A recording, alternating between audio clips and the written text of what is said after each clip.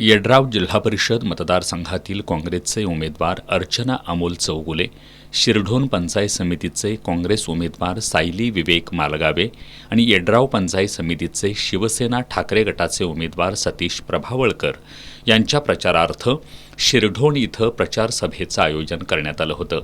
या सभेत बोलताना आमदार सतेज पाटील यांनी जनता हीच आमची ताकद असून संघर्ष करणाऱ्यांच्या पाठीमागं जनता ठामपणे उभी राहत असल्याचं सांगितलं। शक्तिपीठ महामार्गामुळे शिरोळ तालुक्यातील हजारो एकर जमिनीचं नुकसान होणार आहे। मात्र या शक्तिपीठ महामार्गाला सत्ताधारी नेते विरोध करत नसल्याची टीका आमदार सतेज पाटील यांनी केली। अशी गॅरंटी नाही आहे।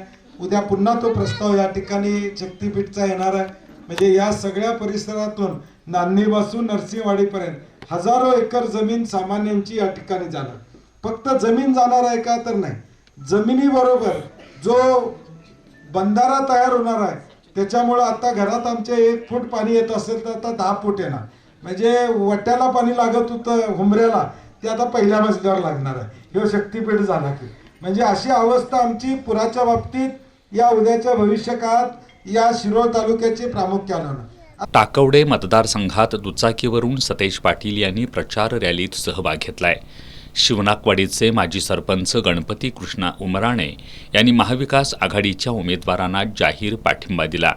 यावेळी गणपतराव पाटील, शिरोळ नगरपालिकेचे उपनगराध्यक्ष पृथ्वीराज यादव, शिवसेना ठाकरे गटाचे जिल्हाध्यक्ष मधुकर पाटील, शिरोळ तालुका काँग्रेसचे अध्यक्ष दरगू गावडे, शेखर पाटील, टाकवडे सरपंच सविता चौगुले, उपसरपंच शिवानंद कोरबू, सुहेल बांदार, कल्लाप्पा टाकवडे, महादेव पांदारे, अभय भोसले, अरुण शिंगे, मोरा भंडारे, संजय पांडारे, रामचंद्र कांबळे, एकनाथ माळकरी, असलम मुजावर, शाहीर बांदार, चंद्रकांत मालगावे, विवेक मालगावे आदी उपस्थित होते।